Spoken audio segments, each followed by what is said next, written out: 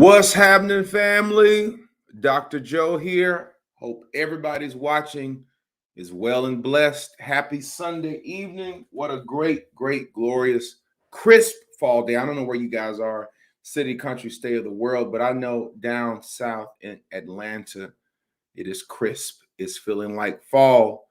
As a matter of fact, it's feeling much more like Christmas than Halloween. So want to welcome all of you. Glad you guys have taken the time to join us for another Village Chat.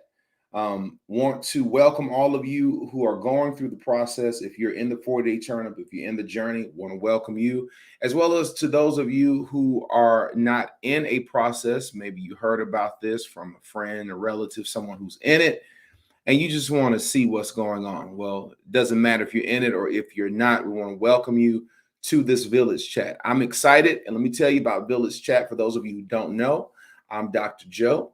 I am the author and founder of the world's greatest transformational processes in the 4-day turnip and the journey. These are holistic processes that tap into the mind, body, and the spirit, and it helps to transform people in a way that encourages them, leads them, and guides them to become their best possible selves. I've been able to work with thousands of people, not only across the United States, but across the world. We take 3 groups through a year, and this is the largest group that we have ever had. We're about 2 weeks into this particular process. Both groups in the 40-day turnip and the journey go through in tandem. They go through together, and we have probably between those 2 groups about 1,600 people, another 150 leaders. So it's a large group of people who are in this amazing village. So if you want more information about the process, you can visit us at journeylife.tv. You can see that, journeylife.tv, and it tells you all about it. It's a free process. There's a free downloaded book there, and it gives you different steps on what you can do. It also gives links to other things that you may be interested in. So we're glad that you're here. So Village Chat is exciting because this is our way of producing our own content for what we call the village. That's the community that we have, people who are actually going through the processes or people who come through the process. This is a family. It's a very positive place and space. It's the type of content, if your kid's in the room, if your grandmom's in the room, your mother, your brother, your son or your daughter in the room, nothing is going to be said that's going to be offensive or that's going to mitigate the human spirit. We're all about positive, and we're all about growing and progressing together. Village Chat is very simple. It's the opportunity for us and for me to spotlight the stories of the people who make up the village. Sometimes it can be participants, sometimes it can be people in the 4-day turnip, and sometimes it can be people in the journey process. And tonight we have a trifecta because, number one, this is a brother who's joining us, and I'm glad that this is our first male that we are presenting on this evening, and I'm glad about that. But also, he has an interesting story because he's been in the 40-day turnip, he has been in the journey, and he's also serving as a leader. So he's like a unicorn. He's one of those rare ones. So I want to introduce to some and present to others my leader, Jovonnie Freeman. Jovonnie, how you doing, brother? I'm doing great, sir. Good afternoon. Hey, man, I'm glad that you are my special guest. How you feeling on this Sunday evening? I feel well. I feel great. I'm blessed. Glad to be a part of this. All right, great, man. Well, we're going to have a good time. I'm glad that you agreed to be a part, and I'm glad that people are going to get the opportunity to hear your story. So we're going to start off real simple and easy. Tell us something about yourself, Jovonnie. Tell us who you are, where you're from, where you live. Okay. Of course, I live here in Atlanta, the new city of South Fulton. I'm originally from New Jersey, by way of Florida. I've been here in Atlanta for 6 years now. Um, Met a beautiful woman, got married, moved here. She forced me here. Okay. Um, and enjoying every bit of it. I work for the city of Smyrna. Enjoy what I do. Excellent. What kind of work are you in? Um, I work. I'm a city marshal. I work for the city of Smyrna in code enforcement. Okay, excellent, Yes. excellent. And how's your transition been since you've moved down here? How are you adjusting to Southern living? Well, actually I moved down to Florida first, and I think Florida's a little slower than Georgia. It So, is. so I got here and it actually picked up the pace some. So, but I go to work, go to church and family. So Okay. Well, that's what's up, man. That sounds exciting. How are you enjoying this fall weather down here? It's kind of probably reminds you of home a little bit, maybe. yeah, it's starting to get cold. I was in Yeah. Florida for 12 years, so I Yeah. got kind of spoiled and used to the warm weather. So I'm Yeah. reacclimating myself to this weather. Well, that's what's up, man. Well, that's good to know about you. And can you tell us about your family? You're married? Do you have children, or can you tell us about your family? Yes, sir. Well, I'm married to Regina McLaren Freeman. She's actually the one who introduced me to the process. You know, Shout we out to yep. the missus. We actually went through the process together. She had heard about it several years prior, and then her and I started the actual process together. Okay. Um, I have 5 kids, and they're all adults now, out of the house. Praise God. Okay. They're all doing very well. The youngest is he's in the military. He just finished his training, so he's starting off his life, which is good. That's Um, excellent. and that's that's it. All right. That's great, man. Well, you kind of got into it, so let's revisit it. Tell us about how you found out about. You talked about your wife telling you about it. I think she heard about it sometime. Can you take us back in your life when that conversation ensued, and what made you or you guys want to be apart? Okay, so how it happened? My wife said, "Well, I'm going to be a part of this process. I don't know what you're doing." I said, "Huh?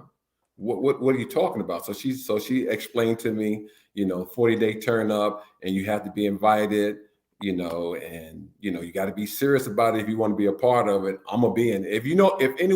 Everyone who knows my wife know. My Mhm. wife is like, okay, this is what I'm doing. If you want to be a part, you better come on because I'm going. Okay. Type of person. So Get on the wagon or get out the way. exactly. Got So it. I'm like, absolutely, I want to be a part. And so we started a 40-day together, and my leader for the 40-day was Enoch, and we were the Kingdom Warriors. Yes. And and I learned a great deal, from Enoch. I really enjoyed the brothers as well, as we started that process.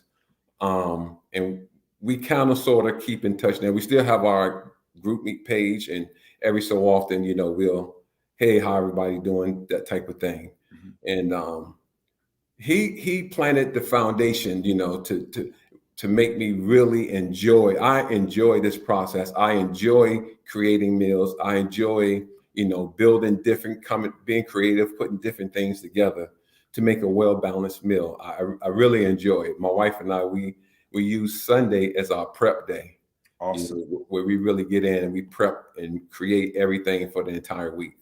Now let's stop there for a minute because this is great, and I'm so glad that you're a part because you have so much experience in this. A lot of people now, as you know, Jovonnie, are and I know you're a leader, and we'll get to that a little bit later, but people are finding their way. And you're a leader now, so you're helping people. You come through the journey, you come through the 40-day turn up. So you got like a year almost experience in this, almost to a certain degree. So sometimes a little bit of information and context and perspective can help someone. So talk to me about the importance of preparation, and I think you say Sundays are the preparation for you and your wife. Can you tell us, like, what does that look like? Because I really want the people listening to hear that. Okay, so like I said, Sunday's our prep day. We normally get our foods on Saturday. We go shopping, get everything on Saturday. Mhm. Normally prior to COVID, it was Sunday. We go to church. After church, we come home and we're prepping everything. We're cooking everything. Mhm. Once we cook everything, then we actually package all of our meals up. So we got containers that we put all of our meals in, so it we don't have to think at all during the week. You just grab and go. I would say what has helped my wife and I to be the most successful is that food prep. If you Mm. prep all of your food and you package it all, then because anything can happen during the week. You can oversleep. You know what I'm saying? If you have kids in the house, or the kids could be sick, anything can happen that can just throw your whole day off. And if you have to still figure out what you're going to eat, that's where you kind of slip at. So the way we do it, it works for us. Some people actually, when I was in the 40-day, there were some brothers who actually prepared their meals every day. That worked for them. Mhm. But for us, preparing everything is the way to go. And I would say for anyone who's new into this process, I would say prep all of your food on Sunday. Mm. Get it all weighed out. Don't just cook a bulk of something and now on Monday you got to go and weigh it and Mhm. do it all on Sunday. What I'm Mhm. saying? Package all 4 of your meals and have it ready, staged in the refrigerator. So when you get up Monday, all you got to do is grab 4 containers and go. Gang, I hope you all listening because that's great advice. And this comes from a person who has done 2 levels of the process, and now he's a leader. And he's right because, and Jovonnie, you let me know what you think about this. What I love about prep is prepping takes thinking out of it. And when you don't have to think, that when you start to think about things and you're not prepared, that's how you get in trouble and make bad decisions. So I totally agree. Would you agree with that? Absolutely. It also gives you time back during the week. Yeah. It gives Yeah. you time back. So Good point. Like you're not worried about, well, I got to cook it. I got to do this. And like you're saying, you do it all on one day. And it's family time. It's time for you to spend with your wife, time for your wife to spend with you. You can make it fun. You can make it with your kids. And it's just great. Well, when you came through the process, how was your experience during the 40-day process? but during the 40-day, it was awesome. Like I said, I got to meet some really good brothers, and it's always good anytime, especially for men. Women, it's a little bit, in my opinion, it's a little bit easier for women to just get together. They can go to the supermarket and they Yeah. can find somebody and talk to, Yes. share things with. But Yes. we as men, we have to be engaged in something, working together in order to build a bond. Yes. You know, Great point. so being in the process with those brothers, we actually got to learn each other and grow together and help one another. And we was all each other's accountability partner, even though we was paired up. You know what I'm saying? We all, would look at each other's meals and we post them in our group meet, and we will all give each other suggestions. Hey, bro, you might want to, do a little bit more of this or less of that, and it was great. And like I said, and my leader, Enoch, he was awesome. He was right there Shout all out over. to Enoch, one of my Absolutely. best leaders. Love Yes. that brother. He's good as gold. I mean to cut you off. Yes, sir. Okay, yes. Yeah, I mean, it's just, and that was powerful in itself. The fact that you had like-minded brothers, with the same purpose and goal, just trying to better themselves so that they can be better for their family, I So, agree, man. And you bring up a great point. Men are different. We men bond with each other, to your point, differently than women. And not better or worse, we just different. right. And I do think that when you put brothers together in a competitive, not that we keep competing against each other, but we're working towards a goal that brings the best out of men. And I want you all to also listen to his suggestion, and he's right. When you're in your group me, use your group. Like Jovonnie said, when he was coming through the 40-day turn up, they were giving advice as to, too much of this, maybe a little less than that. And that's what you want, because that's how you learn. You want to be able to learn from me. You want to be able to learn from your leader. You want to be able to learn from your group. You want to be able to learn from your buddy. We all want to be able to learn. So that's a great point. Excellent. Excellent. How do you feel that you performed during the 40-day turn up? During the 40-day, I think I did pretty good. I didn't, because I had set a goal for myself, and Right. I actually went above that goal, because I kind of didn't set the bar as high as I really should have, to be honest. Okay. Because I was, to be honest, I was skeptical. Okay. I Yeah. didn't think, there's no way I'm gonna be able to lose that amount of weight. Hmm. But I actually lost that and then some. So I used that to now with the group that I'm leading. I had the guys, I say, no, what's the most weight? If you could lose any amount of weight that you wanted to lose, what amount of weight would that be? And that's what I held them all to. I say, so that's what we're shooting for, Excellent. And so I just took that piece that I learned and, I'm passing it on. All right. You started skeptical. At what point, Jovonnie, did you say to yourself, okay, this works, I can do this? Take us back to that exact point, because a lot of folks are around there now, perhaps. Well, and I think part of me being skeptical was, I was like, 400 calories? Man, what am I going to do with 400 calories? Because prior to the process, prior to me learning how to eat properly, I go to McDonald's, get me a Big Mac meal. That's 1,000 calories, and I'm still hungry. Easy. Yeah. So I'm like, this is just not going to work. There's no way. And after the first week of building the meals, really building the meal, and I really got all in, because I was determined. I was like, if it's not going to work, it's not going to be because I'm not doing what I'm supposed to do. Right. Good point. And like I said, if you know my wife is a retired captain. Oh, Military. So she exactly. She don't play games, right? So we was in that kitchen, man. We was preparing everything, and after that first week, and I wasn't able to eat the entire 400 calories, which was crazy. Yeah. And after that first week, and I realized, I was like, you know what? This thing is real. This is gonna work. I just got to stay the course. Mm-hmm. That's when I knew. I knew this was real. That's great. What a great testimony. I know many of you guys who are in it now can see that as well, because that happens. All right, now let's transition from 40-day turn up to the journey. Okay. How was your experience in the journey different, or can you talk about that? Yeah, I could talk about it.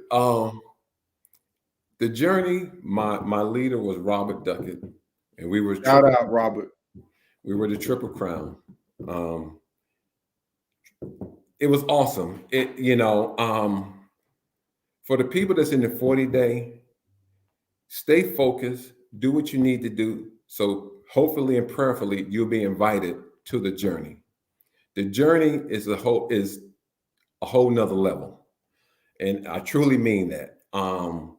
The journey gives you, it allows you to search yourself, to learn yourself, and it betters yourself.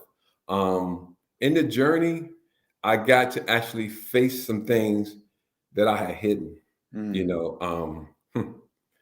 Yeah, I got to face some things that I actually hidden that I didn't want. It's like, if I don't think about it, then I'll forget about it. It'll be over with. But deep down inside, those things that you bury are really what's controlling your thoughts and controlling what you do. Until you really search yourself and purge yourself, you're never going to truly be who God has called you to be. You really have to deal with you. Great point, man. And I agree with that. Even in my personal transformation in life, I was able to start to notice a lot of emotional pains connected to my bad habits. I didn't realize how much I was using food to cope. I didn't realize how much my obesity was impacting my confidence in myself. And to your point, when you're going through a process like the journey, and you're reflecting and you're diving deep, you're able to see stuff that has been behind the problems you've had, and you never were able to see it. And you just have these aha moments. I mean, I don't know how you felt, but that's how it was with me. And once again, like I said, men are different creatures. Yes. We hold things in. We don't communicate. That's a big part of the problem. We don't communicate. Yes. So by being in that environment with like-minded brothers, praying together, we built this no judgment zone where you could share some of that stuff, because I actually shared some things with those brothers that I hadn't shared with anyone. Wow. So I was able to free myself. Yeah. And that to me, that's the most powerful part of the journey, being able to get with some brothers that you can remove the layers and really deal with some things. And I bet, and that's powerful. And I bet, and maybe you can speak to this, but it's like when you share, I bet your sharing brought things out of others. Absolutely. And then you get to the point to where we may be 10 brothers in a room or 10 women in a room, sisters in a room, and that one story can be the answer that someone else has and hadn't been able to find it, and then they find it in you. I mean, it's just powerful, when people are really in a no judgment place, and that's what I love about the village, because folks are healing. People are not only just getting healthier and coming off prescription drugs, but people are healing, and people are seeing now that their emotional pain was creating some of their physical sickness and illness. It's powerful, and I know Yes. Yeah. Go ahead. This process, I don't know if when the Lord first gave you this vision, if this was even part of it, but this process, of course, I know that you believe that this process is all about building the whole person. Yes. But this process is doing so much more. It's healing homes, Right. In a lot of ways, it's marriage counseling. It's so many different things. You know what I'm saying? And it's awesome. What that means a lot to hear you say that, and I'm glad, because a lot of times you don't see the expansiveness of this. So that's awesome and great. Well, let's go to leadership. We talked about the 40-day turn up. We talked about the journey. So is this your first round as a leader? Yes, sir, it is. All right. So tell me, how was that on day one? How does it feel being a leader? All right. So I was a little, because I try to be perfect. And especially if I'm responsible for something, I want to make sure it's all done right. Right. So at first I was a little nervous, right? Because I was like, first of all, Dr. Joe and his team has entrusted me to be a part of the introduction of something great to these men. I can't mess that up, first of all. So I was a little nervous, and as the information started coming in, I'm the type of person, I want everything all at once, so I can study it, so I can figure out a game plan, and then I can go for it, So initially I was like, okay, I'm waiting for stuff. Stuff wasn't coming as fast as I wanted it, but it was coming in a timely manner. Right. So I talked to my wife, but my wife is also a leader as well. Okay. I'll bounce things off of my wife. And once again, sometimes you don't even have to bounce. My wife is going to come and tell you what she thinks anyway. And so, I would bounce different things off of her. She's like, it's okay. You're going to be fine. You got everything that you need. You already know the process. You know how to work it as being a part of it. So just sit back and relax and just do what you do. Real quick, I want to give a shout out to my leader and my super leader, Carla and Miss Janet. And I say Miss Janet real quick, not to change the subject, but please. Miss Janet and I actually used to attend the same church in New Jersey. Really? Yeah, we were both adjutants for Bishop Donald Hillier Jr. Wow, what a small world. New Jersey. Yeah, so that's crazy. So when I saw that she was my leader, I was like, oh man, okay. Yeah. Right. Yeah. So, but I got all my information, and then once I got my group of guys, I really, I reached out to, I think I probably reached out to them as soon as I got the information. I was like reaching out to them because I wanted them Yeah. to feel comfortable, because I know how it was when I first came into the process. Yeah. I was hungry. I wanted the information because I didn't want to fail. Right. So I wanted to put them in a position to be successful. Yes. That now let's talk about your team. What's their names? Shout them out. Ha. The name of my team is Men on a Mission. Yes, sir. And Men on a mission. and and and how we came over. You know what? I have a great group of guys that I have the pleasure of leading. I mean, these guys make it so easy for me. I promise you, these guys make it so easy for me. They're on it. These brothers are hungry. These brothers want it. I'm telling you, they're on it. They're really on it. And like I shared with them, I told them, I said, I'm not sitting here. I'm a part of this process with you all. I believe you should lead by example. And so when you came out, you said, and then that's what you said you were doing. I'm leading by example, so I'm gonna be posting my way and stuff. I was like, perfect. So we're on the same accord, Yes. And these brothers make leading easy. They make it easy. Can I keep if I'm a leader again? Can I have these same brothers? Yeah, absolutely, man. And see, I've never said this, but one of the things that I want to do is I want to take this process and use it as a tool for change in specific areas. For example, I would love, now just think about this for a second. I would love to have 10 brothers like you and 9 others, Enoch, Paul, Robert, Chris. I mean, we got a whole slew of Andre, some of my best leaders. And I would love to get guys who are coming out of prison and we get them, okay, on day one.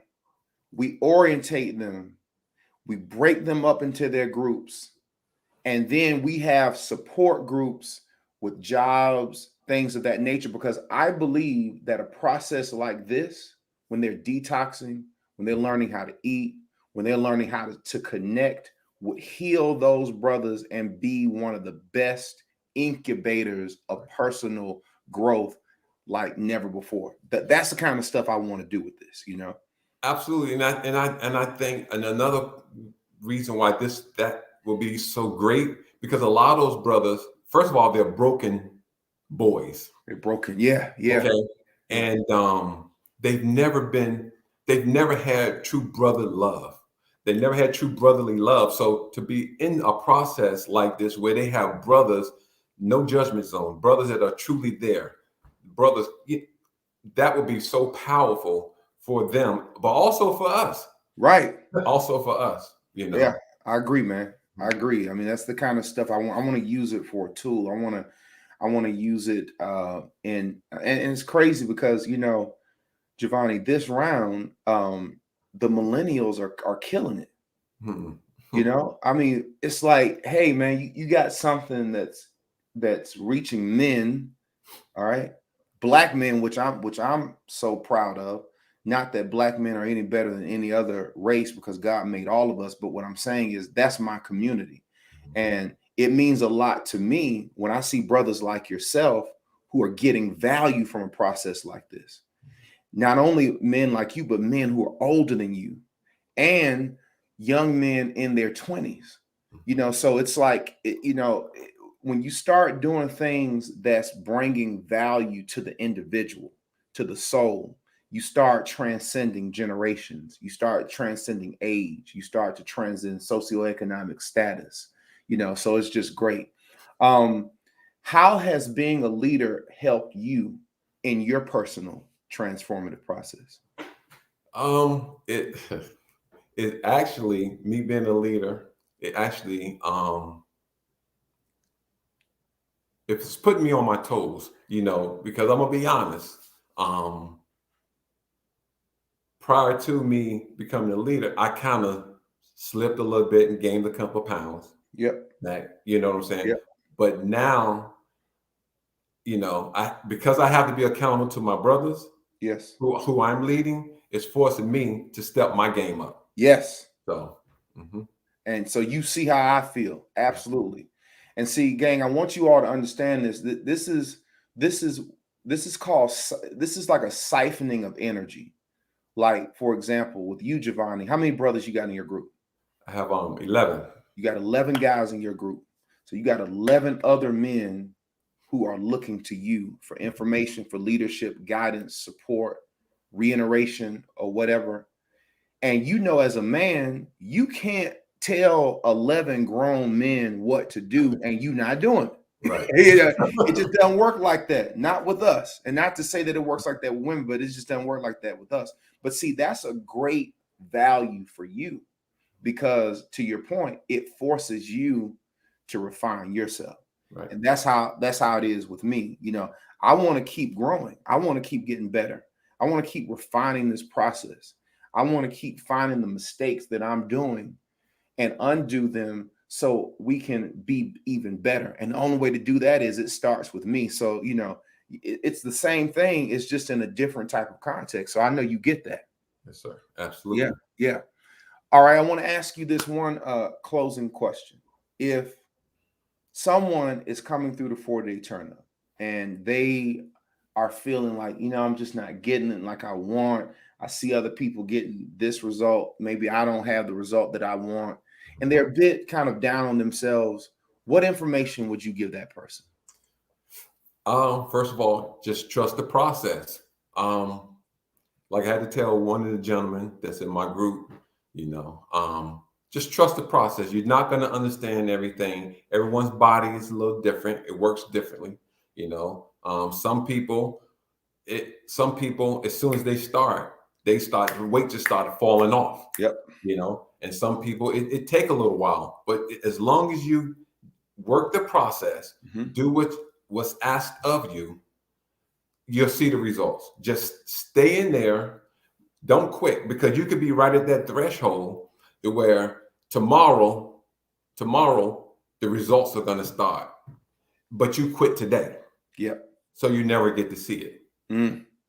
So just stay the course, work the process. And just sometimes you're going to have to tweak some things. That's the reason why I have my brothers. I have them post everything in group meet. Don't send me no emails. Put everything in group meet so we can all see it, so we can all hold each other accountable and we can help you tweak things. Put it all out, man. That's great. That's awesome. Well, Jovonnie Freeman, you've been an amazing guest, my brother, my friend. I want to thank you from the depths of my heart for being a leader. It's people like you that make this process what it is. Thank you so much for your loyalty. Thank you so much for your hard work and dedication to those 11 brothers. Shout out to Men on a Mission, and we wish them the absolute best. And I want to send a shout out to your wife, Mrs. Freeman, as well. Salute to her. Whenever, hopefully, I get to meet you guys in person, I'm a salute her when I see her. So shout out to her. And I really want to thank you, man, for being a part. It's been a true honor and a blessing, and this won't be the last time. I want to thank you, sir, and for seeing something in me, to allow me and trusting me with these 11 men. And I promise I won't let you down. Well, when I look at you and I see how you're performing, we're gonna pat ourselves on the back because hey, you're knocking it out the park, brother. Yes, thank sir. you so much. All right, thank you, sir. All right, God bless you. God bless you. All right, bye-bye. Bye. All right, gang, there you go. Jovonnie Freeman, Coach Jovonnie Freeman. Shout out to Jovonnie Freeman. Thank you, my friend, for being my guest. What a great interview. Nothing like the energy of a man, not better than a woman, not worse. It's just different. Shout out to him.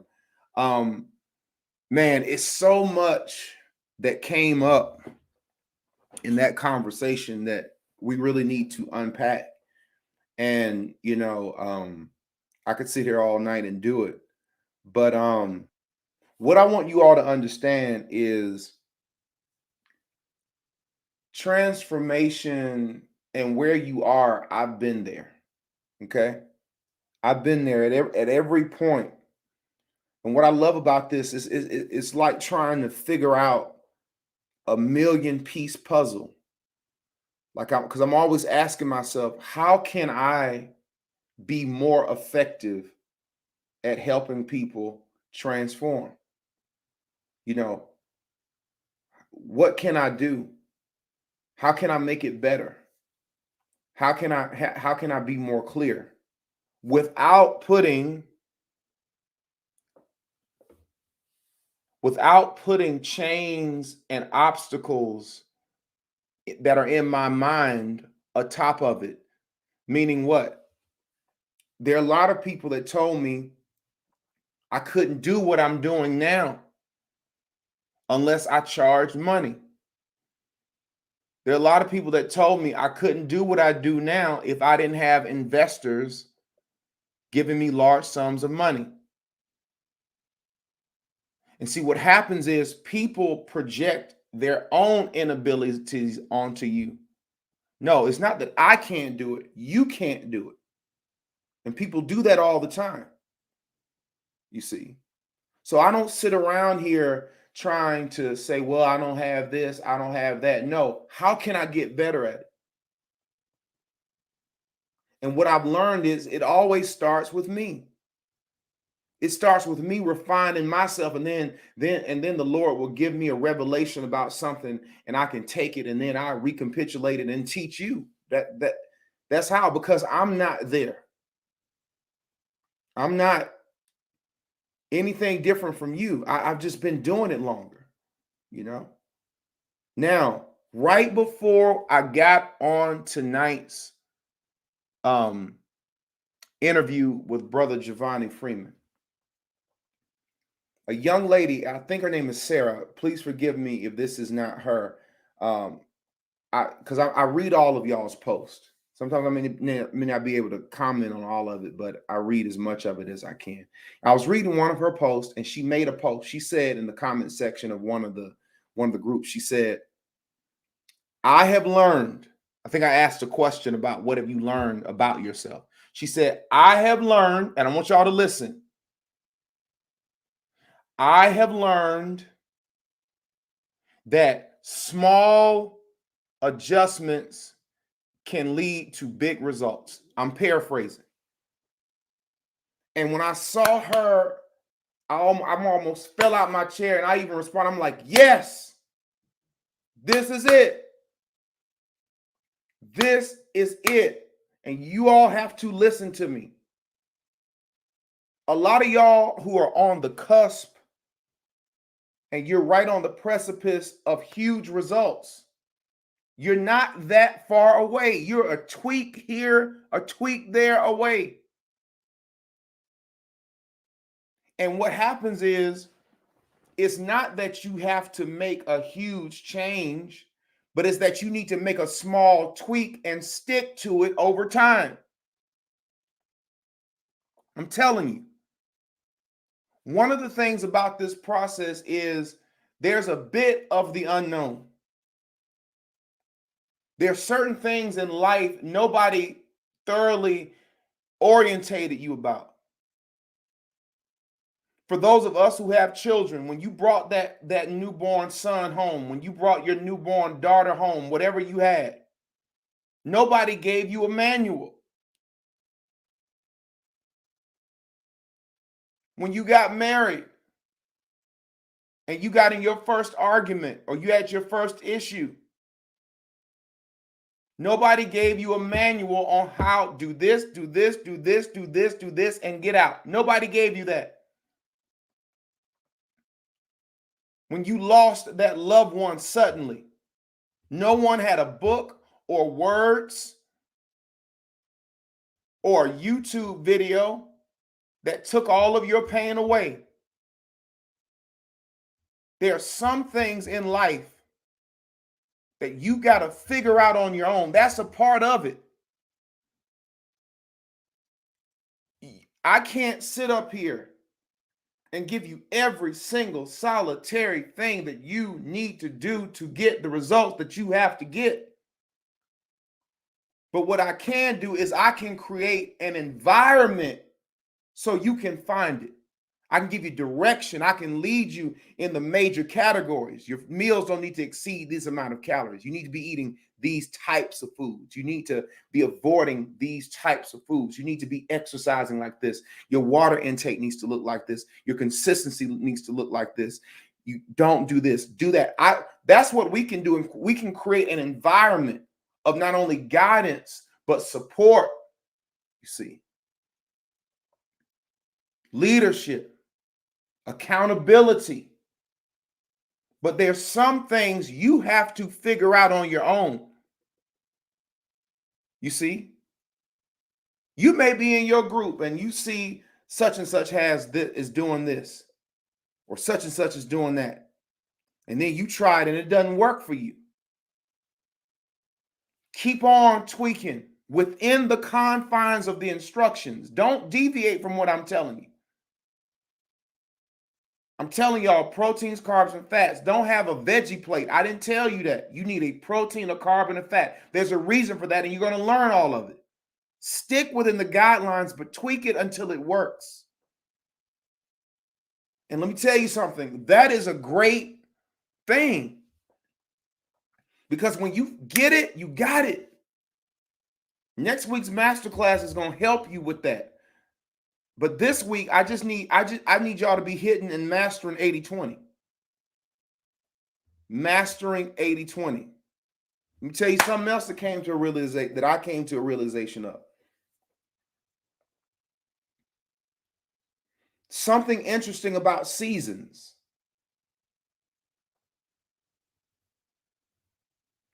Whenever a season comes,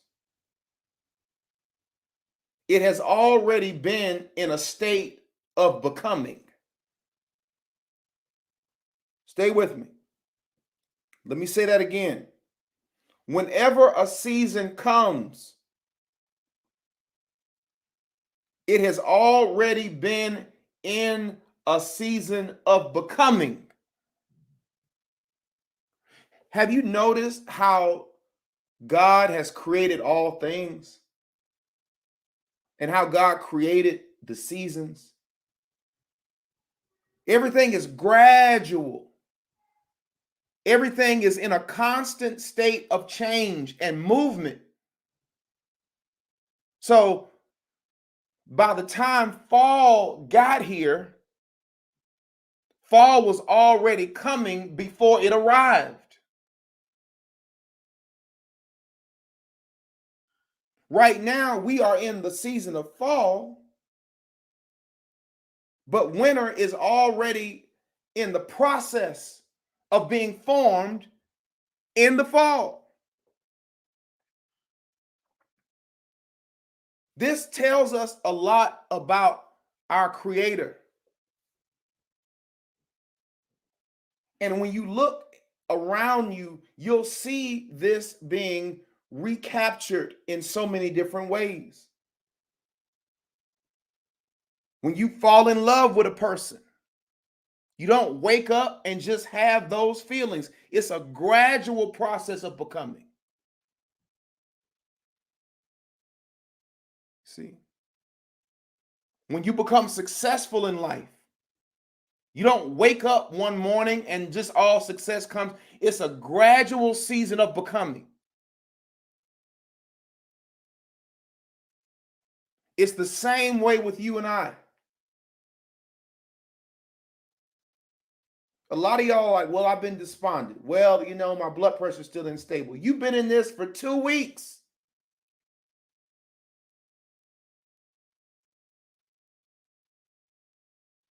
Two weeks you've been in this. You're still in the process. You're still becoming. For those of y'all who are in the journey, you are still becoming. You got to play the long game in this. You have to play the long game in this.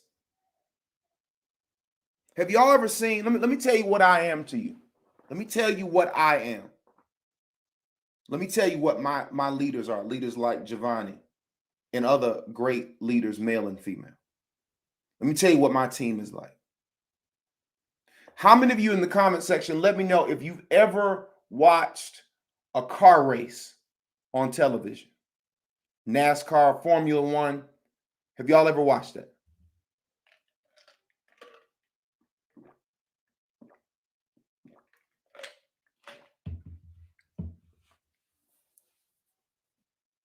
Okay.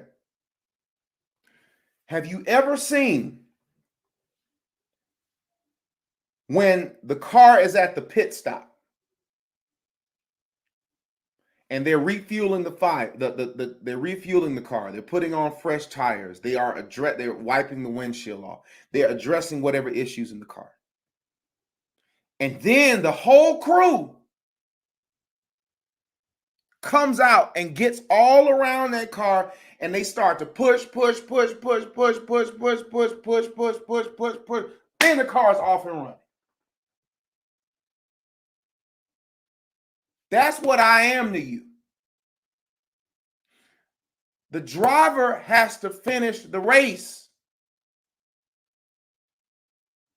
but the pit boss and the crew fix the car and push it out so they can finish it. I'm not here so you can see your final destination. See, I'm your Moses. You understand? That's who I am. I am your Moses.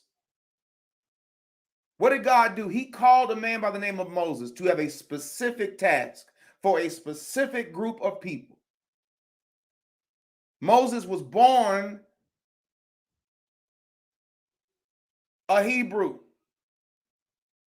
put in the Nile River, but he was raised a prince of Egypt. God was setting him up.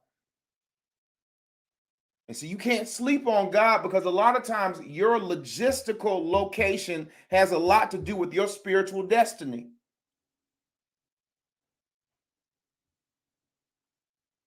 Him being adopted, raised as a prince of Egypt, that was setting him up for his destiny.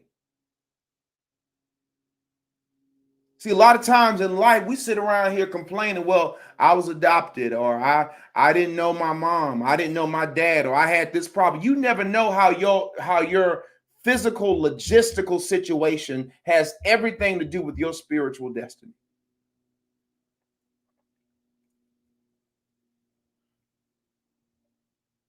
Where you've lived, who your parents are, the type of life you've lived, the struggles you have. All of those things are integral parts of your destiny. So let me get back to the point. I said, I'm your Moses. God called Moses to do a specific task. What did he call him to do? He called him to lead his people out of Egypt. Moses went. Moses said, Lord, why me? Why are you sending me? Why are you sending me, Lord? I got a speech impediment. I can't speak when I talk. And that's something else about God. God will never give you all of the qualifications and feeling like you can be successful in the purpose that he has for you. You're never going to feel like you're good enough. You're never going to feel like you're strong enough. You're never going to feel like you're wise enough. But see, a lot of folk run from their calling because they feel they can't do it. You're not supposed to feel like you can do it. What the Lord said, he said, don't worry about it. You can't talk. Open your mouth. I'll speak for you. I couldn't understand, Lord, why are you telling me to do this? I'm a pastor. I don't want to be named the healthy preacher. Lord, I struggle with obesity. How am I fit to help folk out? I don't look like, why me? So God said, Moses, I want you to lead my people out of Egypt. Moses goes. They got on his last nerve, but he was obedient. Every time he had an obstacle, the Lord gave him what he needed to get out of it. He gave them a staff, parted the Red Sea, led the folk in the wilderness. They ate manna that fell from heaven. He showed up for them, the 13th chapter of Exodus, at nighttime when they couldn't see. The Lord showed up as a pillar of fire. In the daytime, he showed up as a pillar of a cloud. All along the way, God used Moses to lead the folk out of Egypt. But Moses never made it into the promised land. He messed up. And I've told you this. He messed up because one day all of them folk were worrying him. They said, Moses, hey, we thirsty. Moses went to the Lord like, me and my brother Aaron, I got all the folk here. Lord, listen, these folk, they thirsty. What am I supposed to do? The Lord said, go and speak to the rock. Speak to the rock, be obedient. I'm going to let water come out of it. Moses was so mad at the folk, he hit the rock twice and water came out. That's why he didn't go into the promised land. Why? Because the Lord was trying to move his people out of Egypt into the promised land to establish his kingdom. But if I'm trying to establish my kingdom and folk see Moses hitting a rock and water coming out of it, they make him a idol. Had he done what the Lord said, they all would have known it was the Lord doing this. But when Moses struck the rock, the Lord said, I can't have you in the promised land, because if you go to the promised land, they're going to worship you and not me. You can't make it, Moses. So the Lord allowed Moses to what? See the promised land on Mount Nebo, but not enter it. Right? This is the illusion this is what Dr. King was alluding to in his I Have a Dream speech. He said, I've been to the mountaintop. What's the mountain? Mount Nebo.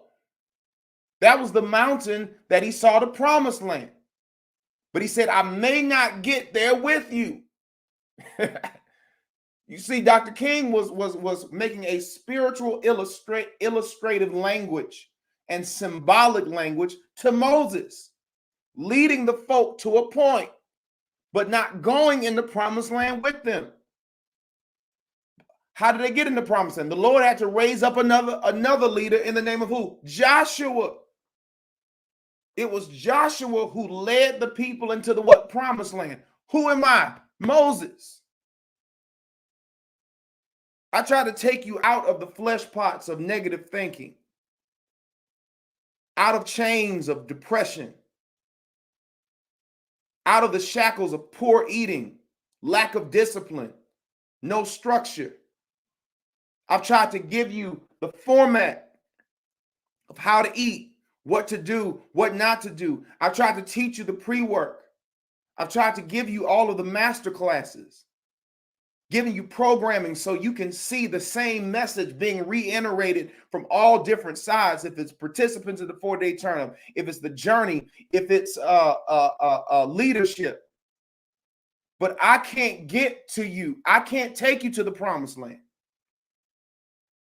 So, Dr. Joe, if you, Dr. Joe, are Moses, who's Joshua? You're Joshua. You are Joshua. You lead yourself into the promised land. All I had to do was get you started. All me and my leaders and my team are doing is getting you started. You're not going to need me to enter the promised land. You're not going to need me to be able to stay on top of your diet, stay off of prescription medications, not having to take hypertensive drugs, reversing diabetes, increasing your confidence level, being a better version of yourself. You're not going to need that. Why? You are Joshua. I'm going to take you as far as I can. But as I get all the way to the mountaintop, I'm not going to be able to enter that promised land with you. I'll see you there, but I'm not going to get there with you because I can only take you so far. This is not a process that takes you all the way to the end. And anything you ever do that connects with you to a point to where you can't get it without it, you're in the wrong place. You should not have to be on a certain diet to control your weight. No, you need to understand nutrition.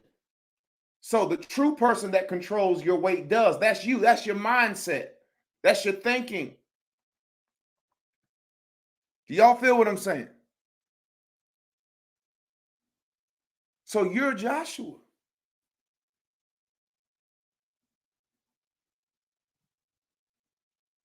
You are Joshua. I am teaching you things. My leaders are teaching you things that is going to raise the Joshua up in each of you. So you can become self-sufficient.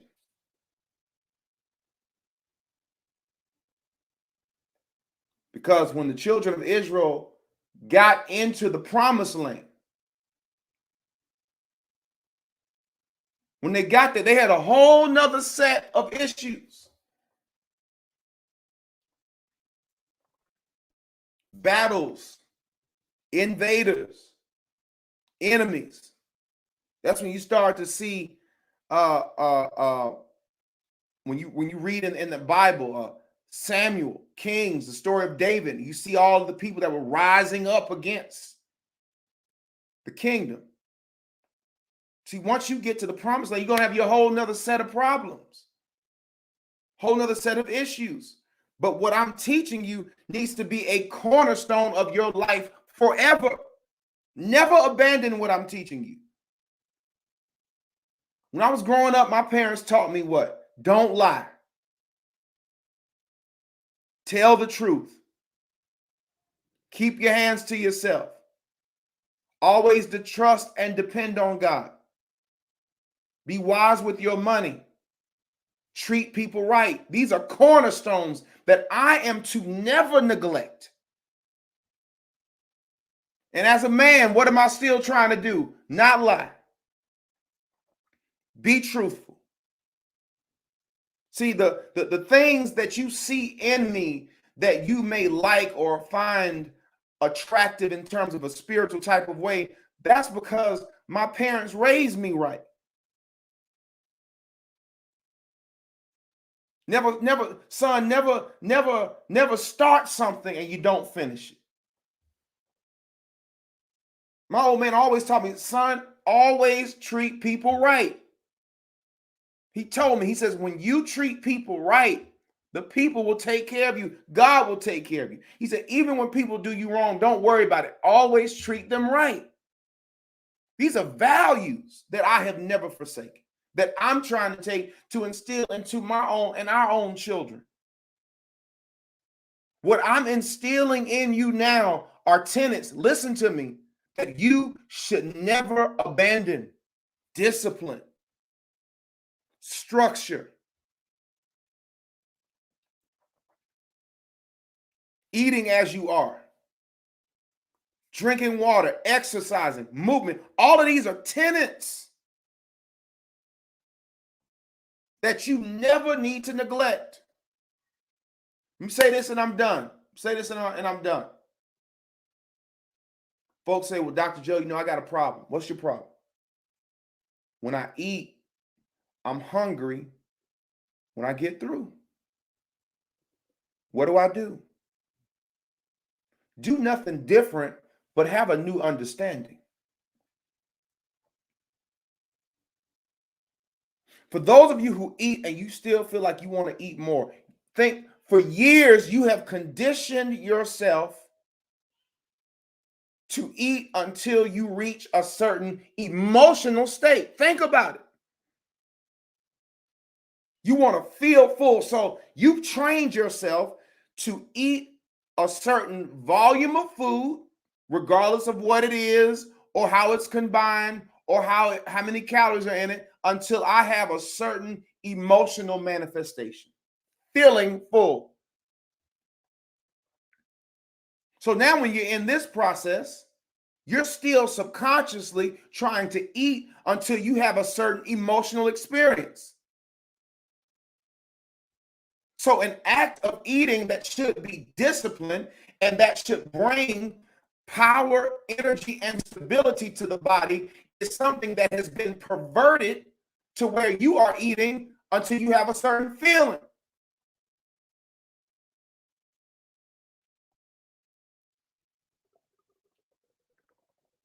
Do you understand that? Forgive my, you know what? Don't forgive what I'm about to say, because there's nothing wrong with what I'm about to say, because God made it. To eat to the point that I have a certain feeling, right? Full, is like every time you want to have sex, you're doing it just to have an orgasm. And I know y'all get that. It's more to sex than that.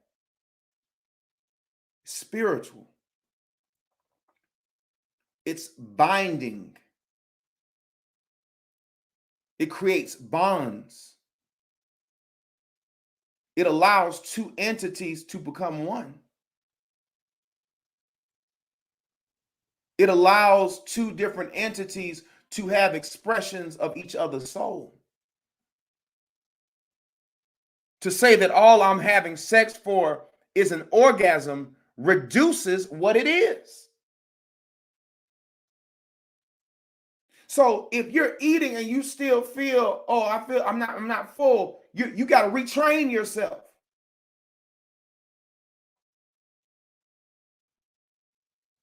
You're getting the nutrients, but you got to retrain yourself that I've got to reconnect and realize that I don't have to chase a feeling. You feel what I'm saying? That's real talk. So I ain't got nothing else to say. Been a long day. Thank y'all for coming out to Village Chat. Shout out to my man in the 100 grand, Jovonnie Freeman. Shout out to Men on a Mission. Shout out to all the groups.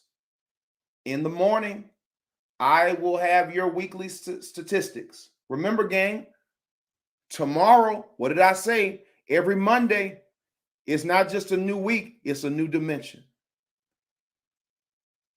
It's a new level. It's a new stratosphere. Let's go into it with that, the expectation of newness.